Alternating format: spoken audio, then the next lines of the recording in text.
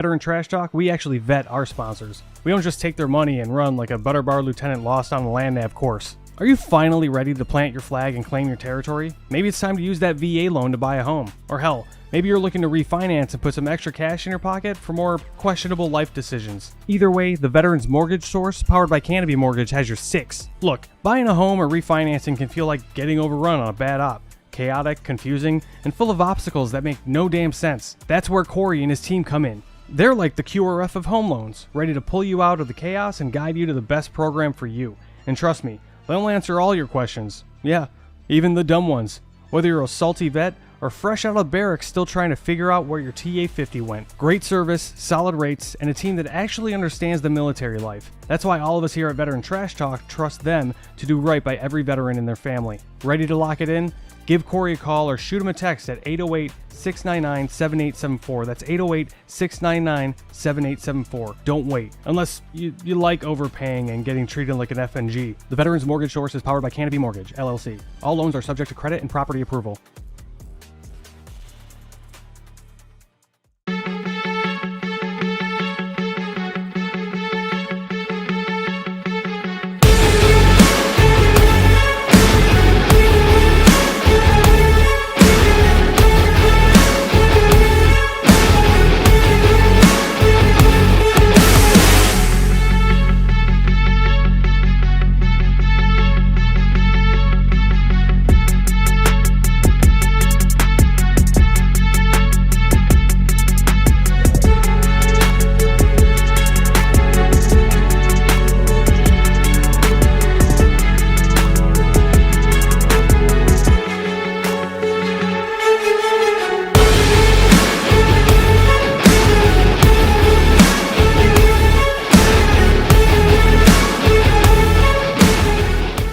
What's up, Trash Talkers? Listen, it's impossible to fight, okay, if you don't know what you're fighting for. Does that make sense? Like, if you're in the dumps and you're struggling with mental health, things of that nature, it's going to continue tearing you down, all right? Because you're consistently trying to fight something, which is that demon, which is usually something from the past, right?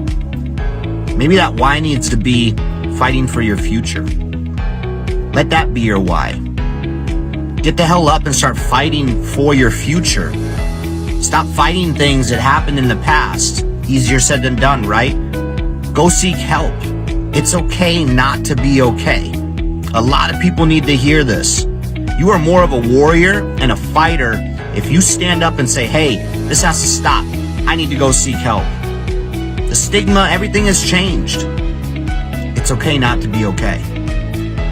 And so my honesty cap is dedicated to a little, we'll call it a public service announcement for civilians and other people in the military. There are a few people that you should always take their stories with a grain of salt. Vegans, CrossFitters, and special operations guys that tell you that they were special operations without being prompted. The first thing they say is, yeah, I used to be soft. Right. The only unicorn in that entire group is like a special operations guy that was like a vegan and did CrossFit. That guy's probably going to stay quiet for a little bit longer because he's confused as what he should talk about first. And that's the only reason. Right.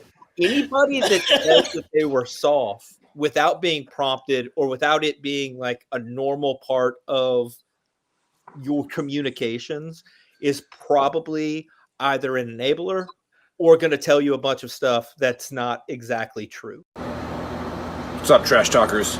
Hitting you up this morning with a special promo on how to dress when you are doing PT in civilians, but you want everybody to know you're an Army. This comes from the Buddy Beckwith fashion design of how to work out. So first, you can notice the RI panties. Not Ranger panties, but Ranger instructor panties. The green socks, the knee brace for the old guys. Don't forget the M frames. Now the shirt, don't wear the Trash Talk shirt while you're running. This is just for the promo. You want to put on like an 80-second shirt or like your favorite airborne shirt so everybody knows that you're a veteran. That's the most important thing. And you start with this stretch. Buddy Beckwith taught me this one.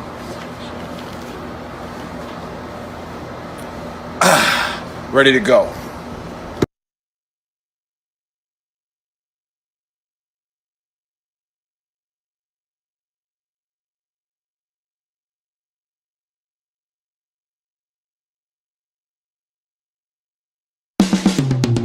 This is the Veteran Trash Talk Hour, hosted by Nick, Dave, and Buddy.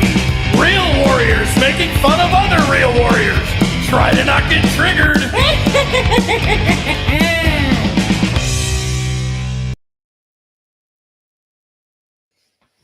What's up, Trash Talkers? What is up, Gruntworks Nation? Welcome to Season 2, Episode 26 of the Trash Talk Hour. Special guest today is Army veteran Robin Johnson.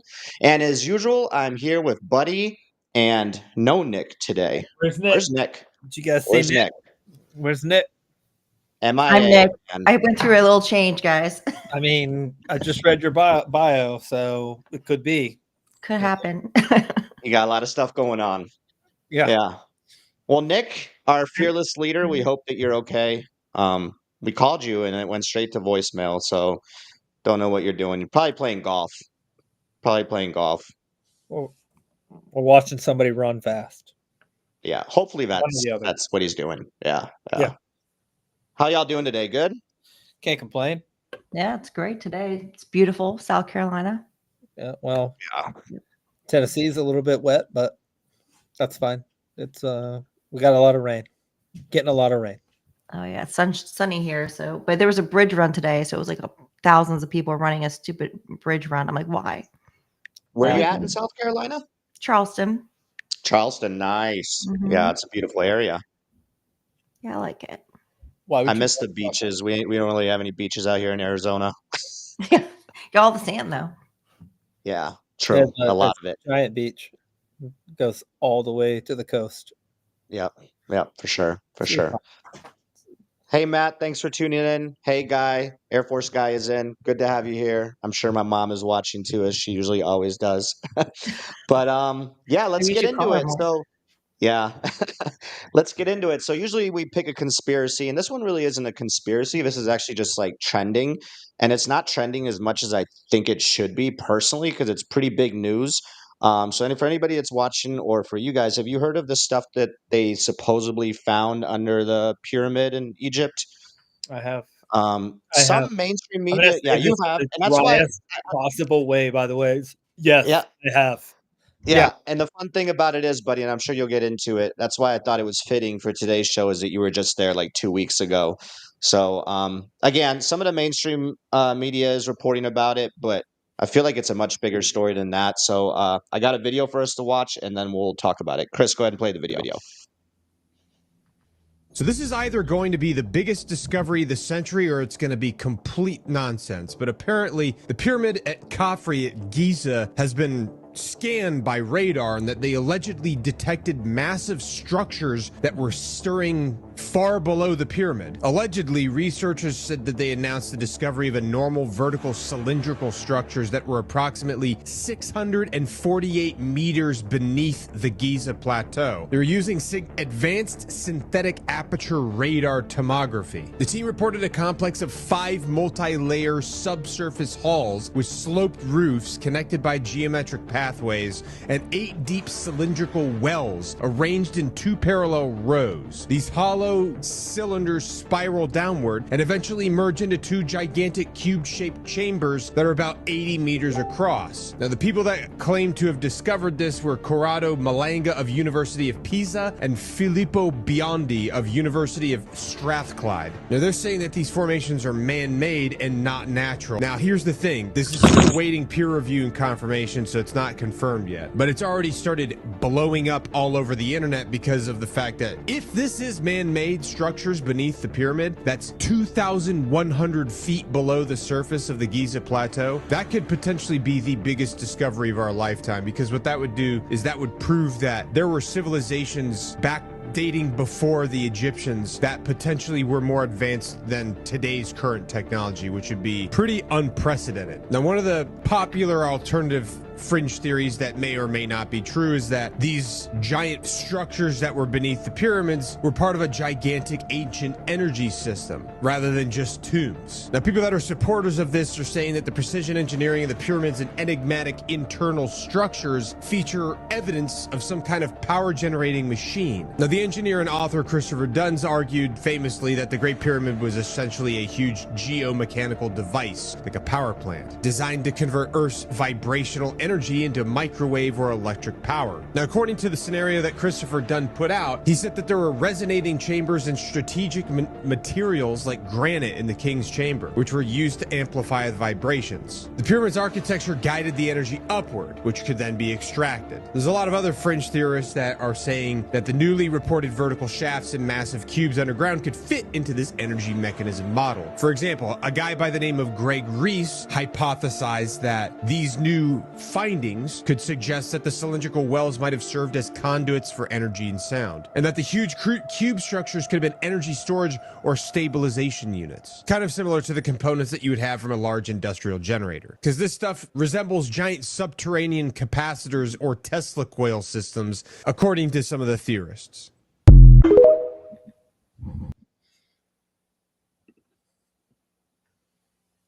Wild. Well, none of that's new though. Like, well, what is new? I was going to get to that. Go ahead. Yeah, we can have an open discussion about this. Yeah, go ahead. The new stuff is that they use. What's crazy is they use that topography that they use.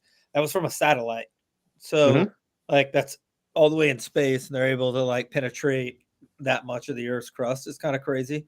But like the idea that the pyramids were like it, so what we know about Egypt and like the history of Egypt is all from basically like a handful of people, and 99% of what we know is or their assumptions.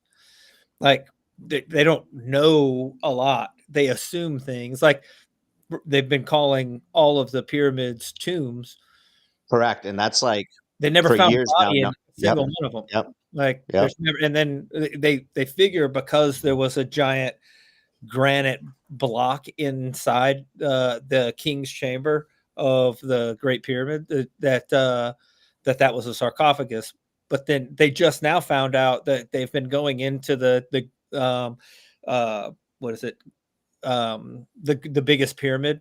They found out that they've been going in it incorrectly. There's a like 14-ton block that's the actual entrance into like the pyramid. They just now figured it out, but there's also a lot of things inside the pyramids that like there's copper wire, there's like all kinds of crazy stuff that, and there's like pathways that shouldn't be there or really don't make any sense. But yeah, that's not a new, that part's not new, but the 650 meter down, and then the cubes that they're talking about are like 80 meters by 80 meters by 80 meter cubes.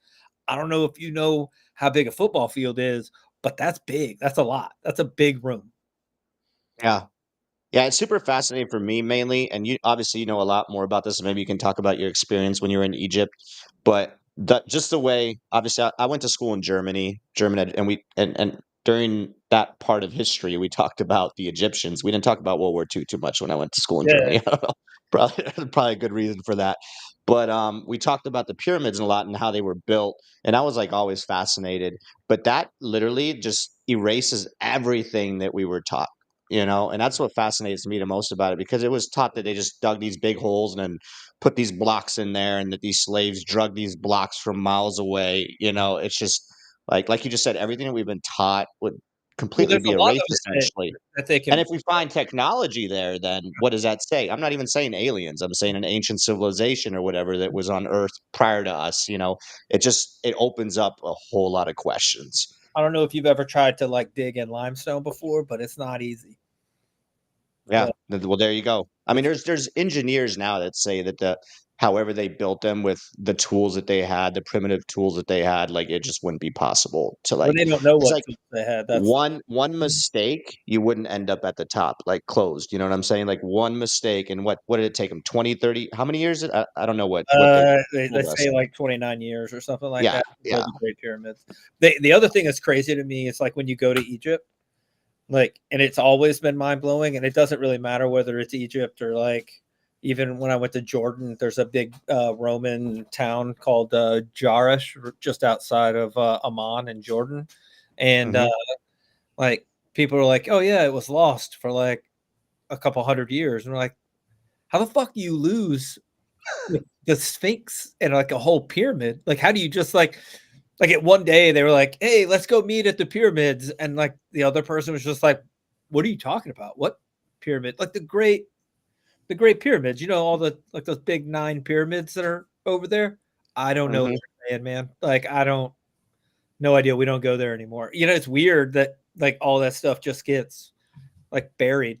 And there's still like a bunch of the like there's the Great Pyramid, then there's another pyramid. Like there's 9 pyramids in that whole section, and like one of them is still buried on, like there's 40 or 50 feet of it that's still under the ground, and they think they found another Sphinx out there somewhere. Like they don't know. It's like it's crazy that it's just missing, and it's also crazy that all of it is like all of the information for like Egyptology that comes from Egypt has to pretty much go through one guy. And that's starts with a Z. It's like Zahar or something like that. But he's like the most famous, like wannabe Indiana Jones guy. But like everything goes through him. And if he doesn't agree with it, that's just not how it is. So literally the flow of information can just be stopped by him. Yes. And he's like 80 something. The guy's still a boss. Like he's still like rappelling down tombs and like finding stuff. But like if he doesn't agree with it, just isn't a thing. He'll pull your press credentials or never mind. It's just will be like, yeah, you're just not allowed to come to Egypt anymore. He can get you not allowed to go to Egypt. Be like, blacklisted. It's crazy. Yeah. But if you talk to them, like wow. It's super funny to go to Egypt and take tours like with tour guides, because sometimes you'll get like a Muslim tour guide and you get like one side of a story, and then sometimes you'll get like a Christian tour guide and you get like a whole different side of a story. And like, because like they'll tell you like if you go to like Alexandria that like the Romans, like Caesar burnt down the Library of Alexandria. And it's been proven that he didn't. It's also like then you'll hear from the other side that are like, oh no, the Muslims did it. It's like that's also been proven. It's basically what happened was like as time went on, people started taking little bits and moving little, so it just got broken up. Nobody wanted to take care of the library. So yeah. So do you guys think that whatever technology you use, it's still under peer review, and shoot, we might not even hear anything about it in a couple weeks. They just might bury it. I mean, it's been around for a month or two. No pun intended. Yeah, because didn't they find this out in like, isn't this from like 2021, and then they finally released the finding? Okay, 22, and then they finally released the findings a few days ago. Yeah. It's just crazy to me, like, man. What also is crazy is that it's got like you saw the pictures where they have like the big tubes that go down. The things that are on the outside, those are like supposed to be like the size like walkways and stairs to go down them. So if you see how small those are and how big those holes are, like those are pretty substantial holes in the ground for sure. But they haven't been down there yet. And then they're saying that like the King's Chamber, there's like 8 of those in the Great Pyramid. Yeah. Which is also crazy. Yeah, it's nuts. Yeah. Well, I don't know. I guess we're just at a standstill until, well, we don't even know what they're going to tell us, right? But yeah, it's just super fascinating. Well, it's just you missed the video, Nick. You might be educated on it, Nick. I don't know what the pyramid stuff that's been going on lately. Have I missed the battle? Yeah, it's not really a conspiracy. We're just kind of openly discussing the findings, which are still under peer review. But have you seen the videos at all? No. For what? No. Under Giza, like those structures that they found that go how many miles beneath the earth and stuff? 640 or 50 meters. So wow. Aliens. Well, no, it's not really or ancient civilization, right? Again, this wasn't really a conspiracy. This is kind of just like a topic that's going on right now. It's pretty fascinating. And since Buddy was in Egypt, I was like, let's talk And about again, that. like everything you So- see in Egypt is insane. Like it's crazy. And you could tell that the people that live there now, they ain't have shit to do with that. Like, nah. Whoever had that information, they moved quite a while ago. Like they aren't there anymore. Like The Great Floods took the care of stuff them. that they're building Who now knows? is fine, but it's not. We're on Yeah. completely different levels. Like they got buildings that are like lean sideways, and they're like, yeah, it's always just been like that. Like you didn't have a level. Like y'all built the pyramids. Now you're building skyscrapers that like have a like a 10-degree tilt. Like okay, Well, yeah, I mean, there's definitely some craziness that's happened in that region. We know that for sure. But like, there's a look at whole Iraq. town in the like they call it the City of the Dead in Cairo.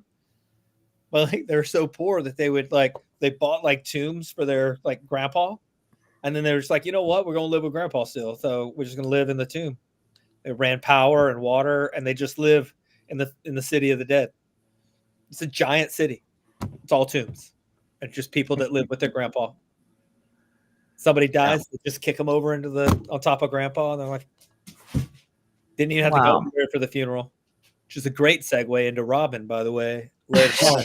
Great. It's funny. I'm sitting here like we're putting all the science and effort into discussing this, and it's probably just some elaborate system for the men to have their mistresses just move underneath and come up into their room when they need. You know how good the mistress would have to be for me to dig a 750 meter. Ooh, you don't know. You don't know. You better have that magic. That was Fatima got that good stuff. Like, how we gonna get her in? I got an idea, boss. 650 meters down. We'll build a big room. How big's the room gonna be? Say 80 meters by 80 meters. Well, they did have concubines back in the day. It's like you had a whole room full of them. If you were the powerful first enough. edition of Epstein's Island is actually the pyramids. Like that would be. Oh my God! Yeah, that's wild. Yeah, you never know. Who knows? You never know. Anyway, Nick, where you been? Well, I fell asleep. No, you didn't. So been running hard all day, and you fall asleep or did you pass out? No, it was definitely just missed the time. So I got on. Wow. Yep. Yeah, early's on time. Did her race go over? But whatever. Oh. Yeah, well, I was at the track meet and then at a baseball game, and it was like came home. I'm like, I'll just sit down for like 15 minutes before before 4:30, and it's like, nope, never mind. Forget about it. Because I called your phone and it went straight to voicemail. I'm like, all right, that's usually concerning. Your phone's always on. 42. Yeah, too old now. Just racked out. Of course, my phone volume is off. That's when you know you're screwed, when you have to start taking naps. Exactly. Yeah, and your internet sucks too now, Nick. What the hell, man? You're falling apart over there. Yeah, not even. Yeah. Oh man. And I even was talking to Tanner, who's in the chat. I was talking to him like 35 minutes ago. I think so. But oh man, yeah. Did we already cover Buddy's honesty cap? No, we have not yet. We're about to get into that before we get into our guest. Yeah.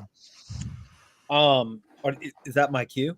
It's your cue, buddy. Yeah. So speaking of news, Doge has been in the news a lot lately. Ooh. Really? I would like to pinpoint them to the U.S. Postal Service. We are talking about getting rid of the Department of Education. How is it the post office is not above the Department of Education in things that we should just get rid of?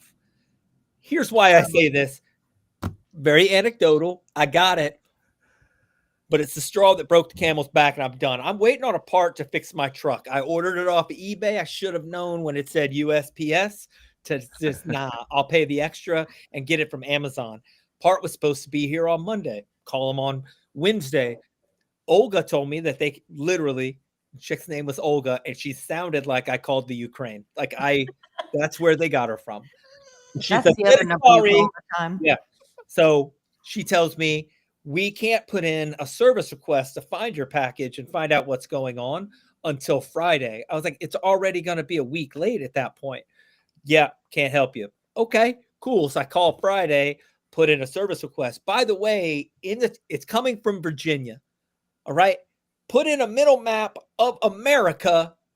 I live in Tennessee. Package is coming Virginia. Couple states over, just straight over. Thursday, I look at the little tracking. The package is finally moved after 4 days, and it moved to New Jersey. It's up there.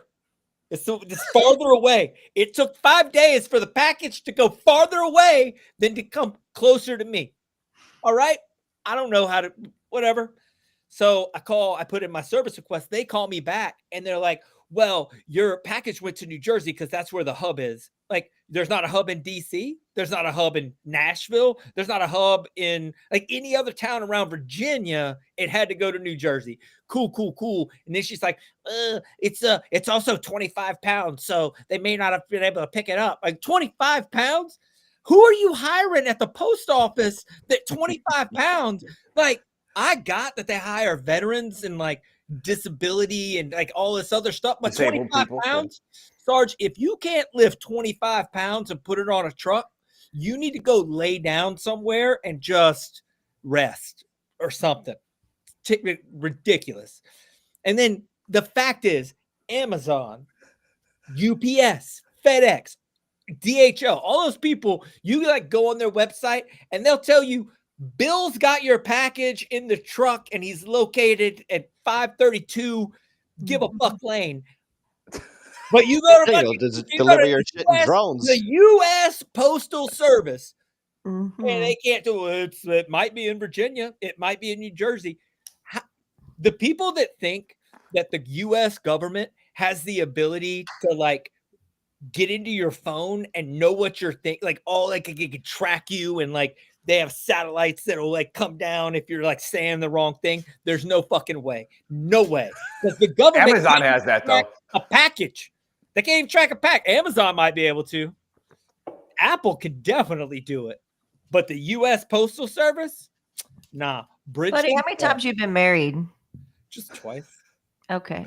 But see, this is what I'm saying. You chose the USPS. Like, I are didn't you choose gonna it. have it? Hold on. Don't gaslight me, madam. I didn't choose the U.S. Postal Service.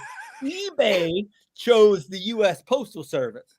From now on, I will make sure that it's going through something other than the post office. Because you were like, red flag, but red's my favorite color. Yeah. I also She's got a point. I also married a stripper, but she was really nice. I'm just joking. I never married a stripper. Well, we don't know it. We don't know that. But well, hey, Chris's mom works for the post office, so maybe Carrie will jump on the show and tell us what's going on with your package. Yeah, probably not.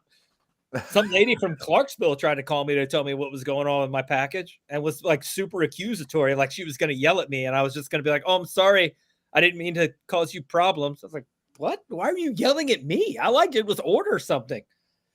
Jimmy Holland in the chat says, "Accept your bad decisions, buddy. Accept your bad decisions." Okay. Accept your bad First of all, decisions." don't put this on me.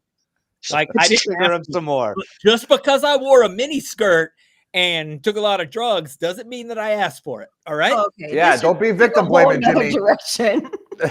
That's what you guys are acting Well, like. yeah. You're acting like I asked for it. All I wanted was my damn part.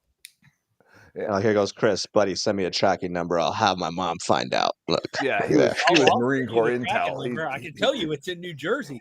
The fact is, I could have driven to Virginia and back to my house every single day and put the part on my truck, and it would have been running. And it's been a week and a half, and I had to push. You know what made me even more mad? In order to get my good car into the garage, I have to push one of two not good cars out of the way because my truck's not working. So, like, I had to push cars out of the way because we were supposed to get hail. And then I was just real mad. That's when I decided I needed to call either Elon Musk or Donald Trump and have the post office shut down. I think you can just tweet. You can tweet Elon. He should respond. Give it a At shot. Doge. Yeah. Guy says, think of this. The U.S. Postal Service is responsible for validating all addresses in the U.S. Take that, buddy. Google drives around. They can do the same thing at the same time. All we got to do is No, get it's Postmaster. one of those things where Angel, I submitted we just started a shit show here. I submitted a package. I submitted a package tracking. Apparently, a lot of package people was have made delivered, decisions and the with Postal post Service office. is still looking for it. You just opened up a can of worms here. Yeah, buddy. because the Look at post office sucks. Get rid of it. Get rid of it. What do they do? What do you get in your mailbox on a Talking daily more about basis? the postal Really? service than the freaking Pyramid of Giza. The But only anyway, reason that's that good. the I think post we've hit office common ground exists, with a lot of our viewers right now. So the only reason the post office exists is because Johnny, like whatever lawyer and or window cleaner or whatever junk mail I get every freaking day, pays them to deliver shit that I throw away. They should just deliver it to the landfill. Easy. You know what? Environmentally, we should get rid of the post office. There's the argument. you just hit both sides now. You got the post righties with office Elon, and now causes you got global the warming. environment on the lefty. There you go. They're driving like their little garbagey trucks around, polluting everything, giving me mail that I have to throw away, filling up my landfill. All of it could be an email that I could just delete. Boom. Right. Post office. Boom. Hi. Yeah. No, again, All the right, post office okay. is really. Go ahead, Robin. Sorry. No, I was gonna say, just have the postmaster general say something bad about the president, and he'll just do away with the whole thing. How do we trick it It's into true. doing that? Yeah. We should do that. And then a district judge in Hawaii will say that he can't scratch it, and then we'll all be okay. Nothing will change. It really has become irrelevant, though. I mean, what do they do that Right, you we can't do deliver junk mail. anywhere else? Yeah. They talked about this a few years ago, the last time Trump was president, about just how they constantly lose money. Like it loses money every year. Right. And it's like, why do we still have average it? salary is like something like crazy, like $60,000 or $70,000 a year for a postal carrier. To tell me that Discover card is again giving me another offer that I can't refuse and yet have still refused. Weird. Yeah. It's one of those, it's a legacy thing, you know. It was really important back in the day when they had the Pony Express, you know, and you had the one guy riding the horse, you know, delivering your mail 3 weeks later. And then capitalism takes over, and you got the companies like Google, Amazon, you know, UPS, and they're just better. You know, it is what it is. But you know what? You I could hear just you. save Post up all office of my is brutal. junk mail and deliver it with my Amazon package every like couple weeks. Jimmy says we please talk about something else like Down syndrome or the apocalypse. I feel like that during an apocalypse, a bunch of Down syndrome people could run the post office better than the post office is run. There you go. And have better attitudes. Yeah. Anyway, well, no, I think we can talk about something else. Yep. I mean, that sounded more like a book of rural than it did, you know, an honesty cap. Well, honestly, we need to get rid of the post office. I mean, you're triggered. Everybody attacking me today. All I said was the post office. We'll make a shirt. We'll make a shirt, buddy. We'll make a shirt. Yeah. USPS. Ooh, you know, I didn't even think about this. You know what else? I called them, and they said that the storms in the southeast were delaying mail. Whatever happened to rain, snow, sleet, or fucking hail? Nothing stops the U.S. mail. What now? It's just like, if it's raining, we're fucked. Like, I guess. I don't know. That's their motto. USPS. If it's raining, too bad. Oh, anyway. Well, yeah, I guess we can honor Jimmy's wish, and we can transition here to our guest, Robin. Huh? Jimmy who? Jimmy Bates? Jimmy Holland. No, not Jimmy Bates. Jimmy Bates is probably in the woods somewhere. He's probably hunting hogs. Yeah, hunting hogs right now. But no, I was super excited. Reached out to Robin again, and she has agreed to grace us with her presence. We follow her on Instagram, and she just recently posted something about, you know, her schedule coming up, and very, very busy and very, very awesome. And then we got to talking about, and it was funny when Buddy brought up Doge, because like all this stuff going on right now, the world needs a little bit of humor, right? And we need to just have a little bit of fun. And then just randomly, you know, she's a Buckeye, so there it is. I got the little Ohio State thing for you, pulled it out. But no, Army veteran. She did graduate from Buddy's Pathfinder course, so Buddy was the lead Pathfinder instructor, probably when you went through too. That's the only reason I got it. I don't know. When did you go through Pathfinder school? 2001. Oh no. Buddy was that was the second time he was in first class at the time, but or staff sergeant. Yeah, it was actually 9/11 was day 2. Holy shit! Yeah. Yeah, Oh man. yeah. I thought they were just messing with us. I bet air traffic control was super interesting. Yeah, it was. What they didn't do was call base. So Yeah, report base. Yeah, Yeah. there you go. I still remember that. yeah. Man, the stuff that they gave us the ability to do in the Army was just awesome. You know, just old Staff Sergeant Cottrell changing the drop altitude of a jump, getting everything shut down. Buddy said I can do it. It's in the book. It's safe. With it at 100 feet. Who cares? Let's do it. Call it. No, it was good. But no, she has a very, very interesting thing that she's was talking about. And she's airborne too. I don't know if you said that, but that makes her cooler than everybody else. Airborne. You know, you can just tell by the persona. You know, we didn't even have to ask her that. But Robin, what have you been doing since the last time you were on the Trash Talk Hour? And you know, you referenced Patch Adams, and I was like, I love that movie.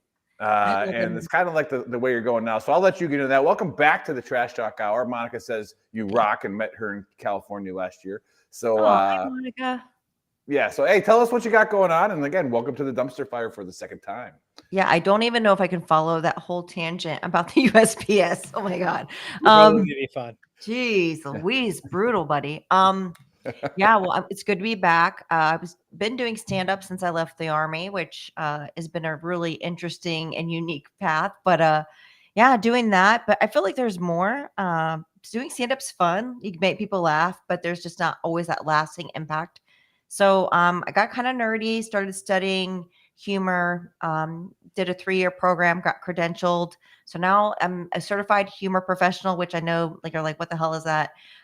Basically, we use humor to provide therapy and mental fitness support. And so in doing that, so I'm now a veteran fellow at the Hoover Institution at Stanford. I'm teaching a course, a class called The Patch Adams Effect, Humor and Patient Care at Stanford Medical University. And yeah, just going all around talking to groups, organizations about how humor is a superpower, and still doing some comedy.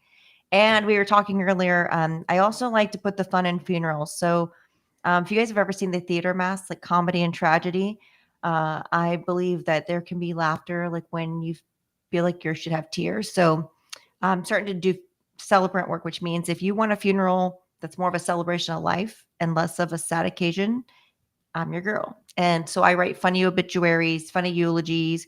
I can ghostwrite them, or I can do them for you. So yeah, all of that stuff is new. Should call it like that's awesome. And speaking of Stanford, you might be dead, but you'll die laughing. You'll die laughing. I might use that actually. Yeah. I'll just need a couple dollars every time you say it. That's fine. Yeah, if Buddy was smart, he would honestly write down a lot of the stuff that he says, and he could probably get paid for it. But he just says it and then goes fishing. You know. Okay. You can be my I say it and then wait for my packages. Yeah. I love the celebration of life aspect because Buddy always talks about it. We've talked about it, but we've been all guilty of it when, like military wise, somebody passed Memorial Day weekend. We've talked about this multiple times on the show. Are you going to be sad that day? Or are you going to celebrate? Like your brothers that are watching you, if you're spiritual, if you believe in God and they're in heaven, if they're watching you, what would they want you to do? They wouldn't want you to be down in the dumps, crying, pissed off, angry.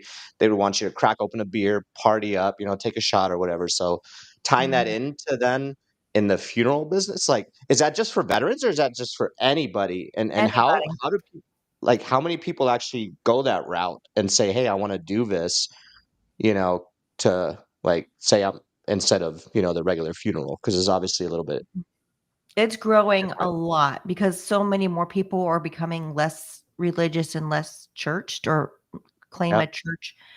Church attendance has dropped a lot. So they may not have a clergy member that they want to go to. And then just a lot more people really want to have a celebration. They're like, I don't want my grandma's funeral. I don't want people to come by and look at me in a casket and be like, okay, and some people just want to have a toast to margaritas and tacos or a shot of bourbon and toast to their loved one and call it a day. And I love that. Would you say it's more people that are planning their own funerals or people that are planning funerals for someone that go the other your route? Interesting. People who are terminally ill or know that they have kind of a death sentence, if you will, like they know it's coming, they tend to be more proactive in planning. But when people die suddenly, like unexpectedly, obviously it's the loved ones planning it. Here's the thing: we do a shitty job in America planning our post life whatever. I mean, the number of people like our age and younger who actually have a plan, have got their shit together, is astounding. We are all going to die. I cannot even believe how many people are completely unprepared, have not even thought about whether they want to be buried or cremated. Of course, I want to be cremated because it's the closest thing to having a smoking hot body that I'll ever have. But that's what I'm going to do. But some people don't even tell their family like where their stuff is or papers. And so we're dealing with families that are just like overwhelmed and they just don't. In the military, we have a plan. We have like a plan, not a family care, but you know what I mean? We have like we're you forced fill to out have the whole everything book. in order. But Yeah. civilians don't have that, and they are a shit show basically. They Well, got to get together. we're also like Western culture is a lot more sad about funerals than a lot of other cultures are, to be honest. Like you're supposed to cry and like be miserable, and like there are a lot of other cultures where they do have a different, like they celebrate like the person's life and then that they passed on to something better or whatever. And we're like, that's why I kind of figured that like terminally ill people would be more like the fun route as opposed to people that were doing it for somebody, because people who are doing it for somebody are just like, well, I have Are to usually grieving already. well, they figure they have to be sad, like because that's what is expected of them, instead of like what would more sum up the person's life than their death. Like, you know what I mean? Mm-hmm. Your death's really only one day, and your life was a lot longer. Generally, I like many that. days. See, that was another well said thing, buddy. I'm going to write that down That too. was a haiku. Yeah. you might want to just you can just Your death is one day. we put this on Facebook. Buddy's a talent. And a bunch of other Buddy's things. a talent. You can just go back and just write this stuff down. And I only pay him $25 a show with our sponsor money, so I get him for a freaking steal. Like, Yeah.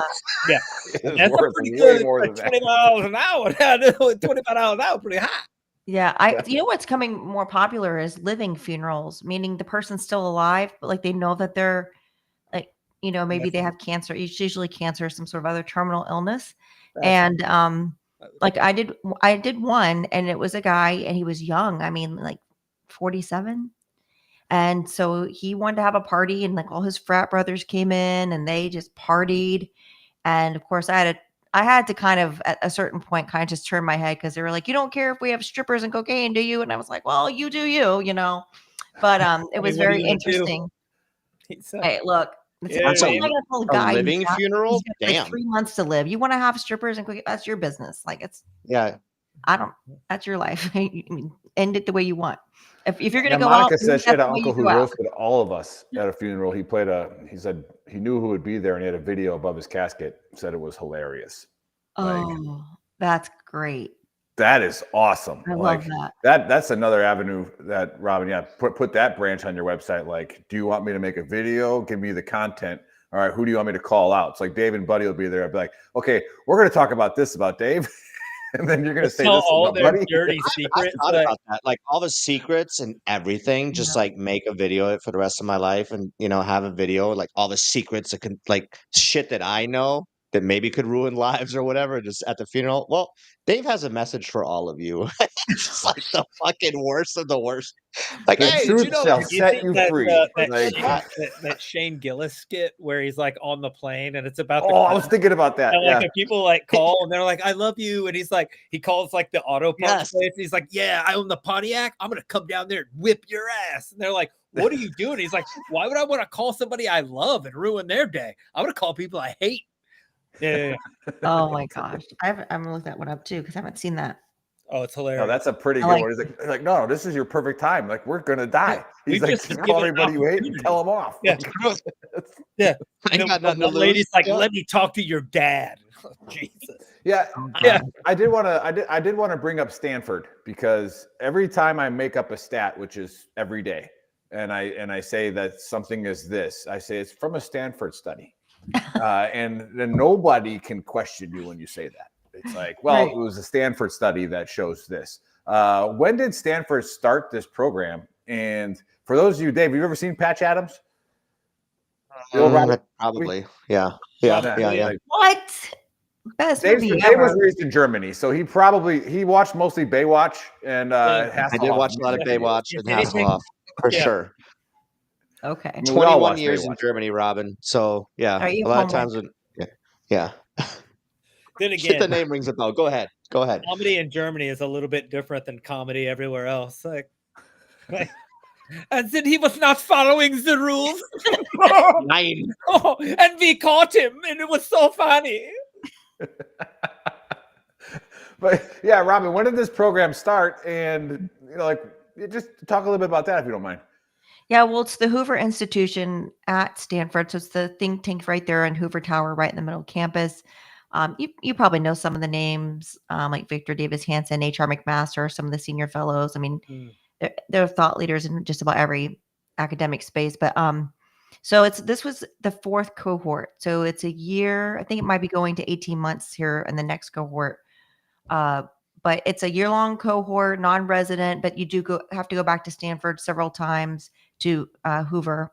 They do one in the Hoover office in DC as well. But basically, they select 10 veterans a year. And so you put in an application should open up in April. So if there are people out there that are vets that are interested, you can look up Veteran Fellowship Hoover Institution. It's a really awesome opportunity. Condoleezza Rice is, the head senior director of Hoover. So there's a lot of just great connections and you learn a lot. They bring you in, you basically get a ton of education, but all different topics, but you have to do a capstone. And so the capstone requirement is you got to have something meaningful to bring about some sort of social good, some sort of good in the world. And that's who they're looking for, people who want to be change makers. And so my approach was, we need to be more innovative in our mental fitness and our approach to mental health. I'm just kind of tired of the same old hearing the same old bullshit. And so I thought, well, how could I make humor and comedy a way for people to heal? And so that's what I've been working on, the research, the study of laughter's effect on the brain. And so we're looking at MRI imaging and we're saying, okay, like if you're coughing and choking on something, you're going to try to dislodge the object. And if you can't, you'll do choking, international sign for choking. And then hopefully somebody gives you the Heimlich if you can't, get it out. But if your brain is starts choking, recording now. What's that? Everybody just starts recording now. Like if somebody's in trouble. Oh yeah, no. Yeah, they don't even help you. Yeah. But if your brain is choking on negative thoughts, there's no international sign that I'm choking, I'm in distress, I'm overwhelmed. We know that suicide, the number one cause of it is untreated depression. So basically just negative thought patterns recurring in your head. So how do you clear that metaphoric airway? And so the study is laughter. I think laughter gives enough optimism, enough air into your cognitive process to disrupt those thoughts enough to say, I'm not going to choose the action of self-harm. Yeah, that's awesome. Yeah. I know, I just got really nerdy, but I love it. It's really fascinating to see how the brain responds when you're experiencing, humor. I mean, you guys like to laugh. You're funny guys. Well, I mean, It's absolutely correct. You see it all the time in the military too, to be honest. You're in a really bad situation and there's nothing you can laugh do about it. So you just laugh about it. Cause what are you gonna do? Cry? Yeah. Just sit it literally helps you get through that situation. It's all right, man. It's time to take our pants off and get into this combat because it's all we have. It's all we have to fall back on. I went to visit I work with veterans here in Charleston, and I went to go visit one of them who attempted to take his own life, and he'd been participating in some of my hilarious groups, but had a rough night of drinking and chose to take his gun and shoot himself here under his chin. The bullet ricocheted off of his dental work, exited out his cheek. Minimal injuries, by the way, miracle. Oh, shit. And survives. But then his wife called and she's like, hey, he doesn't really want to see anybody, but he wants you to come make him laugh. Can you come visit? You're the only visitor besides me that he wants to see. And I was like, okay, I'll go by. I was like, damn, like, what am I going to say to this guy? Like, I'm not going to go in there and be like priest and a rabbi. I walked into a bar. Like, I don't know. So he was a Marine. And so I went in there. It's like, hey, I know that you said you were a Marine, but I'm going to need to see some proof because you missed. Yeah, your marksmanship, it was not good. And he laughed so hard. I'm like, He was cracking up. And I was like, I told you that if you wanted to get into stand-up comedy like me, that you'd have to get headshots. Wasn't being literal. Yeah, not the right ones. Oh, that's freaking great. Why'd you turn yourself into a sprinkler system? How's he doing now? Good? So good. He's so good. Good. He's doing great. And you know what? And it pisses me off. I'm like, you are the only person I know that can shoot yourself in the face and look cuter afterwards. He's got this dimple now. I'm like, you suck.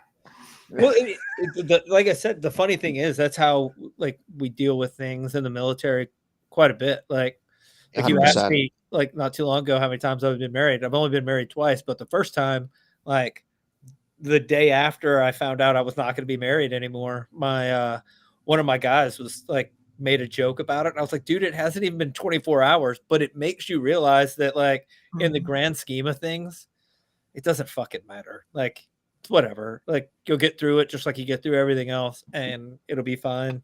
And then you laugh about it and go, all right, well, yeah. The whole reason jokes work, the reason why humor and jokes work, because it sounds like, oh, I get it, laughter's the best medicine, blah blah blah blah blah. But the reason it works is because it changes your perspective on the situation, and you start to see some light in it, and you start to see it's not that fucking bad. So you can say, for example, this is a joke that I tell, but obviously I'm not going to tell it like I'm on stage, but this is something that truly happened.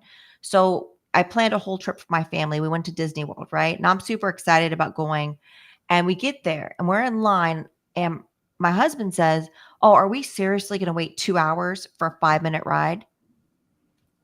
I was so pissed off at him. I was like, are you kidding me right now? We've been married for 20 years and all I've ever gotten are 5-minute rides. And just like writing that joke in my head, like made me less mad at him. Like it literally saved his life.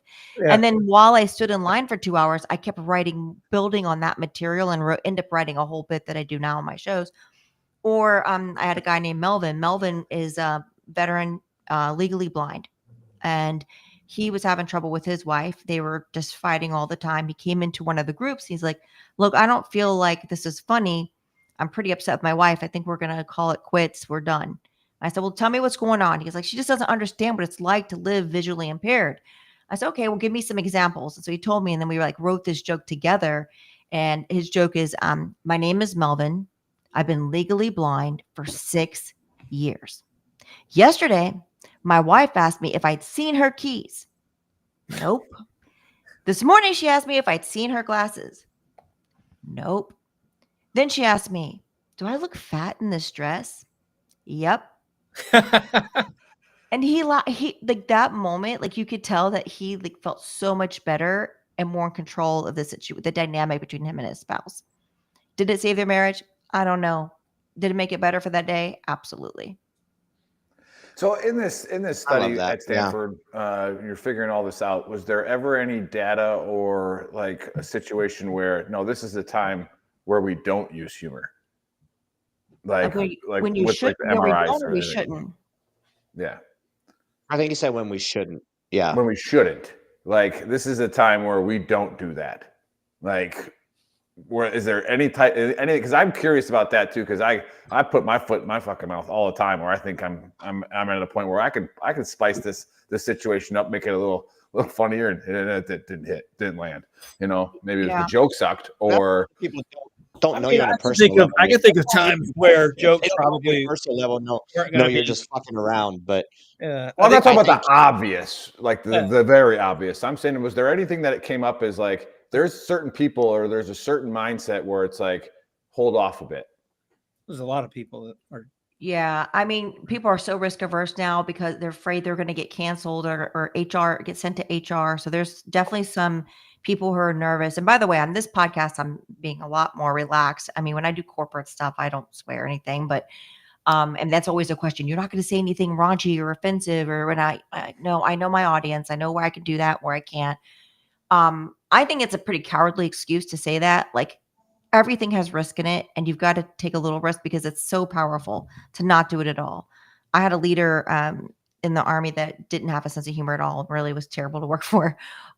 This is what I would say is humor is really powerful to superpower. So now, besides helping veterans, I'm helping on the corporate side because it makes you a much better connector, much better salesperson. It's great for leadership, but people don't know how to use it without offending people. And so that's a talk I like to give or do some training with folks is okay. And really challenging if they were a veteran before, because y'all know you have potty mouth, right? That's A bad. little, just a I little. didn't Yeah. even get mad at my daughter. She had said something pretty bad on a text message that I saw, and I was like, I don't think I'm even going to get mad at you because like I have not set that example for you to not talk that way. It's like, Yeah, same. sorry. Like, Well, that's kind of the big problem, though, right? Like you're talking about, like not using like in the corporate world. Like if you took those same people from that corporate meeting and like had them one-on-one, that's a completely different audience, and but like everybody's so worried about what everybody thinks about, like if they laugh at a joke that other people might think is offensive, like just calm down. Like people take themselves too seriously, and they're too worried about what everybody else thinks about what they think is funny. So they put that in they like bury that humor down, and it just builds more like of the opposite, like negative thoughts, and like it's just I don't know. There's been a ton of studies though that show that if you have humor, you have in the workplace, you have an environment that's much more trusting of each other, much more authentic. People are more happy to be at work and to work with you. So what do you do? Like when I'm doing a performance, I have to make some on the fly decisions sometimes to what jokes I'm going to do. Maybe I'm going to pivot. Maybe I'm going to do one. Maybe I'll leave it out. So I'm reading the room to see.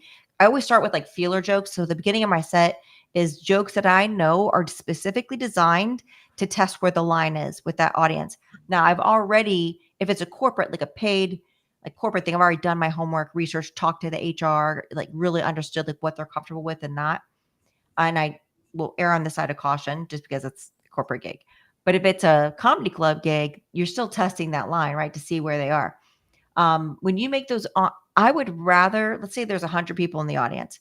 Let's say I tell a joke that I love and I think it's funny and it lands for 95 people, but 5 people don't like it. And maybe 2 of those 5 are offended. I call that a win. Yeah. Well, that's the thing. There's always going to be, there are people in this Yeah. world that literally wake up in the morning trying to find something to be offended or annoyed about anyway. And you're never going to make PJ just said in the chat, buddy, you can be offended, but that doesn't make you right. well, Opinion is not fact. Yeah. fine, PJ, like, because it's from a Stanford study. yeah. Every opinion that I have. So, I did a joke one time. Dr. I said, Harrison. I'm almost Dr. 160 Harrison. pounds, but I identify as 140. And this lady afterwards got mad at me and she's like, your joke was just anti-trans and you are, transphobic. And I'm like, it was a joke about being fat. Not I against you, really, but you get to say whatever you want about trans people. Like you're a woman, but you're also a fella from Stanford. So whatever. yeah. Boom. Take Yeah. that. And then Say whatever I Yeah, want. That's hard. Well, at a comedy show though, there should be no holds barred. Like I've seen so many like famous comedians where they're like showing like the aftermath and like people like trying to go on stage and fight them and hecklers and like, dude, you're at a comedy show. Shut the Yeah. fuck up. Like no hold barred. Like that comedian up there, if he wants to make fun of my ears, how I look, my religion, whatever, That's like their I art. decided to come here. If he wants to roast me, like he can roast me, man. Like don't be offended, man. Don't already go in there with that attitude that, like no. That's I think I don't know. It blows my mind that people do that. Well, yeah, and we've talked about it before, and we've seen it with the older comedians. There is a time and where a place, though. That's where you got a lot of your common sense news you got from comedians. Like they would be like, "Do you know how dumb you fucking sound right now? Like saying this about this, and watch Carlin. Carlin, it's like George Carlin. My dad was obsessed with him Like growing up. comedy is kind And of I the grew up in last- Germany. Look, and I watched George Carlin all the Like, time. That dude was on point, man. Comedy is like the last place where you can say what you're thinking and make a joke about like and like hold up a mirror to society, and then people actually have to think about it. But there, like I said, there are people that go to a comedy show, like Dave said, and like they go there almost to get offended. Like, I can't believe you said that. And And you're like, why are you here? like you're at a comedy show. Like you Yep. didn't just Or you boo bubble the in joke, here. you know, like That's it. boo. Oh, did that touch your feels? Did Yeah. that hit you a little bit? Grow a pair. Since we went over the comedians, since we talked real quick, who's your favorite right now, Robin? If you had to like mention like 2 or 3 comedians at the top of your head currently that are still active doing comedy, who are like 2 or 3 of your favorites? Active duty comedians. Active duty comedians. Well, I still have to say my all-time favorite ever is Robin Williams, of course. God rest his soul. Oh yeah, he was amazing. Yeah. I've wanted to be him since I was 7, and I would have fully made the transition if I could have been him. But That's how you became a fellow. You know, yeah, a fella. It was sad. You know who I I don't want to get really on that whole tangent, but that guy like expressed love He and asked like her a happiness. question. I know. You asked her a question. Jesus, Shut up. Dave. You just said Robin Williams, Shut the man. I fuck just up. wanted to I'm in the say middle of a bromance, RIP, man. Romance word. Yeah, yeah. We were getting Go hot ahead. there. Transition to Robin Williams. Yeah. You know who I'm really I switch comedians who I like all the time. I go through phases, and when I'm into one, I like watch all their stuff, and then I switch to another and I go back and forth. I guess I'm a comedian swinger. I like right now I really like Jim Gaffigan because I'm trying to improve on in my own delivery and performance. My voice changes and my act outs, and I think Jim is a brilliant comedian that does act outs very well. And I just love the way he uses his voice to deliver such a quality show. I really love, everybody likes Nate Bargatze because he's such a sweet, good guy and he's clean. I also really like him too. I hate to be on a bandwagon because, but he just is like, I've seen him live a couple times and just, he's like, you feel like you're at a small party in his backyard and he's just telling you jokes. Like no matter how big the venue is, you just feel like you're just having this great one-on-one conversation with him. So I really like how authentic he is. But there's something also that's good from me as a professional watching him is his comedic timing. I find his timing he's slower than most comedians. I mean, his delivery to me, he is, but I love it. It's like it's dramatic pause and just the way he uses it is brilliant. And then I like a lot of female comics. I feel like female comedians get overlooked. Of course, Leanne Morgan's probably the one closest to my age. So I'm so proud of her for all that she's grown to her success in the last couple years. She's great. There's Carrie Louise, who, if you don't know, she's really funny. My Eliza Schlesinger, she's really funny too. I can respect like the Nikki Glazers of the world. I think she's funny. I'm just not that raunchy for my personal style, but she's talented. It's just not for me. Well, that's an interesting point. We like is there sexism in comedy to where a guy says that it's hilarious, and then you watch like The Marvelous Miss Maisel, on Prime. Where, oh God, I love that show so bad. Or you used to get arrested if a woman was lewd in public because she swore, and they literally arrest a woman for saying something on stage. But a guy could say it. Is there a lot of that now where it's like, ooh, you're a woman, that's not funny, or is it not land because you're a woman? Yes, I think yes. It depends on where you live. I'm in the Southeast. I'm in Charleston. So they don't want me to be filthy. It's more acceptable if I'm a little cleaner and I'm more sweeter and Southern. But if I was in New York, I don't think anybody would really be offended. Get away with it. Yep. Yeah, if you get away with it. And by get away with it, I don't mean like it's frowned upon. I'm saying they're more accepted. Yeah. Carefully, Dave. A woman runs that house, so easy. Well, dude, I'm married to a woman with a neck tattoo. Like California, that shit would be cool, and she's a very successful businesswoman. But you go into some other state, and might be like, oh, you got a neck tattoo, that's trash, And yeah, it just depends on where you're at, for sure. New York's way more open when it comes to stuff like that. You know what? Where most of the sorry, go ahead. I didn't mean to cut you off. No, you're good. You're good. He just does it all the time. The most of the sexism, I think, in the industry is not so much on our content, but in that that bookers and comedian like comedy clubs, I don't see a lot of them booking women, like more than one woman on a show, unless the headliner brings another woman comic with them, and that's a part of their writer in the agreement. But I've had a lot of bookers say, well, I already have a woman on the show when I asked for stage time. And I'm like, well, didn't you do a show last week with 3 dudes on it? Like, you can't have 2 women on a show. So I've ran into that more than I have audience giving me any kind of issues with being female. And then if you are on a show, I just feel like we have to work a little bit harder to get headlining spots. Oh yeah, you can host or you can feature, but to headline, that's just a tougher cut. Interesting. Yeah. Wow. Because we literally I had a discussion with somebody today about that. Was like, that joke would have landed if I was a dude, and I'm like, yeah, probably.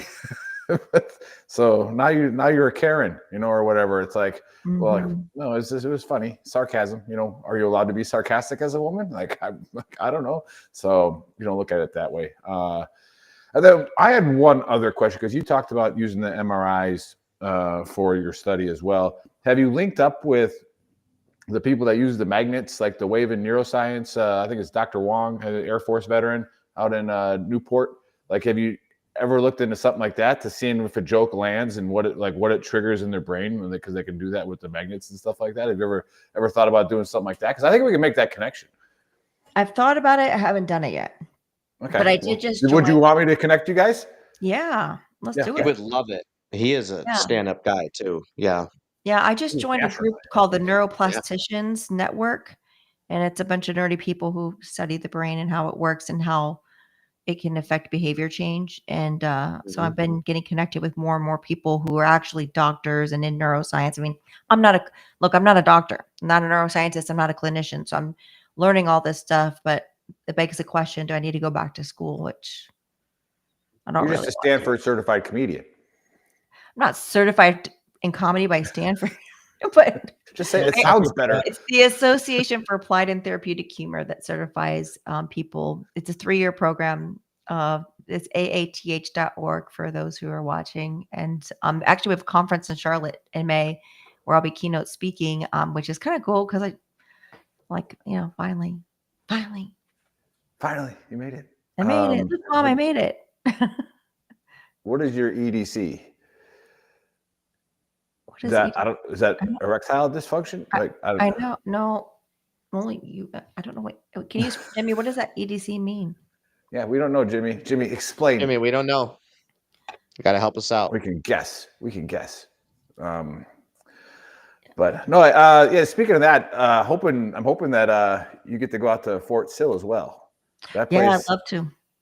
That place is a disaster, and people need humor out there. It's so sad going out there. But I know that when Sergeant Major Pearson got Drew Hernandez out there, like, they booked that place, like, because they're begging for humor. So that, just something to do. So I immediately I thought of you, and when I was out there, I'm like, God, this place people need to laugh a little bit out here. It's depressing. It's brutal, man. Yeah.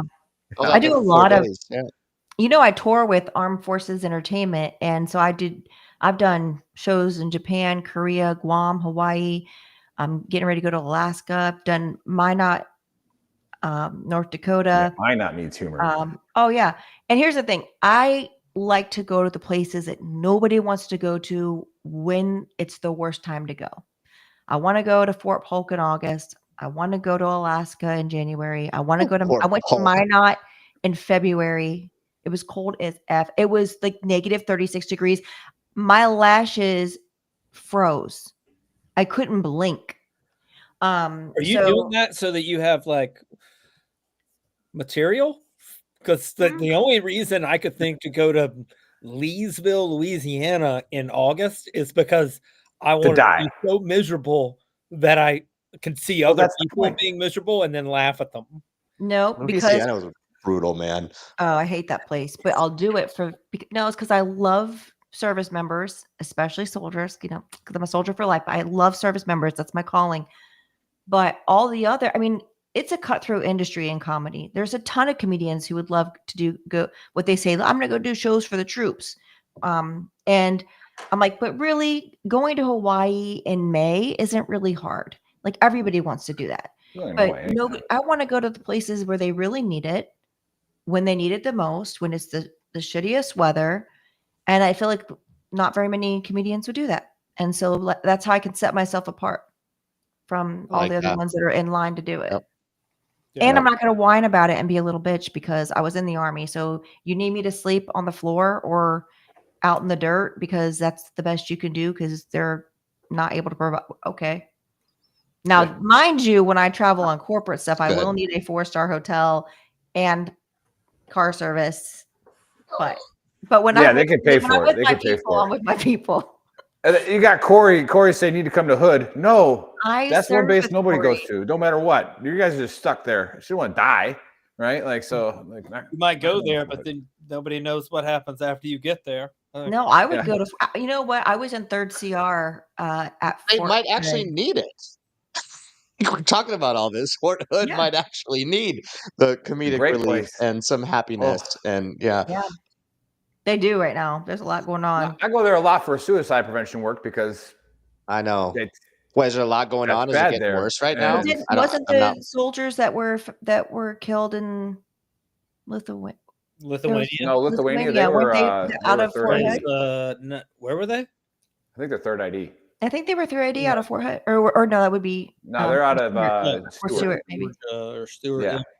Anyway, it doesn't matter. I know that. The great place, Fort Hood, is it still Fort Hood or is it something else? Cavazos. Fort Cavazos. I've said it before. I'll say it again. Fort Hood is the only place that should have never had its name changed because it would just say you're just naming it after the ambiance of the base. Fort Hood, still the same. No, Corey's good guy. I had a soldier that was a young private when I was a 1st sergeant, and I ran into him again at Fort Hood, and bought him a drink and some dinner, and he's like, and he still calls me 1st sergeant. I'm like, no, man, I'm Nick, man, I'm out, and he's like, well, my first day here, I drove to the gate and there was somebody hanging off the bridge. What? And it's like that was my first day here, and it was like everybody's like, oh shit, you're going to Hood. I'm like, it can't be that bad. Yeah, I went there after the. I've never been there ever. After the incident with the specialist that was murdered there in the arms room or whatever. Mm-hmm. First of all, I thought it happened at I was like, why was anybody in the arms room at 2:00 in the morning and nobody cared? And the civilian that I was getting my little tour from to do some engineer stuff, he was like, my man, that was 1400. Like, I was like, it was in the middle of the afternoon. And he was like, yeah. I was like, that's crazy. And he was like, no, what's crazy is when we started looking for her, we found like a bunch of other people. I was like, nah, I'm good. Yeah, the good thing about that place, though, is I really think Vanessa Gillian, Lieutenant General Admiral's got to go in a good direction. I think he's going to hopefully do some damage there in a good way. And kind of turn it around. Image in a good way. That's only an infantry person would say that. Yeah. Well, that's okay. It's justified violence. The culture has to change, because they're like, oh, we've always run guns to Mexico from here. What? Go back? What did you just say? What? Yeah.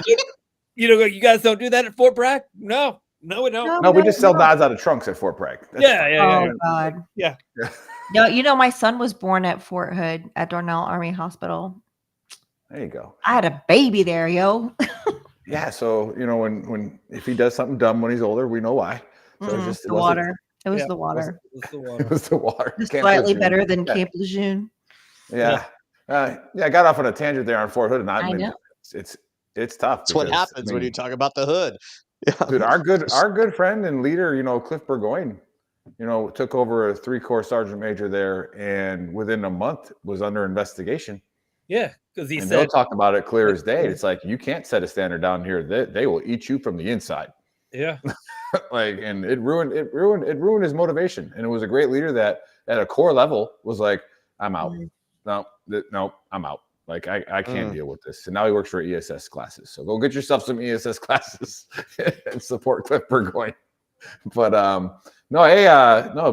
again, really, That is true. It's like just the humor, and I know it's true because that's what you're making. You're making a living off of it, and I really, like I said, we follow you, and anything that we can do to help to support you, or or share information or get it out there, just let us know. Like, Yeah, we I really do like what you're doing. monthly workshops. Yeah. That I don't know when this is going to go. When you guys will produce, I guess it's live, right? So it's out Live, like now. So Yeah. April 16th is the next one. It's from 12 to 12:45. It's virtual, and it's called Heal Areas. It's 45 minutes of learning how to use humor and to write jokes about the stuff that is on your mind that might be heavier. Just really dark. It's kind of dark humor 101, I guess. So anyway, it's free for veterans and first responders. So you just find it on Eventbrite, register, and that's it. Eventbrite for Hilarious.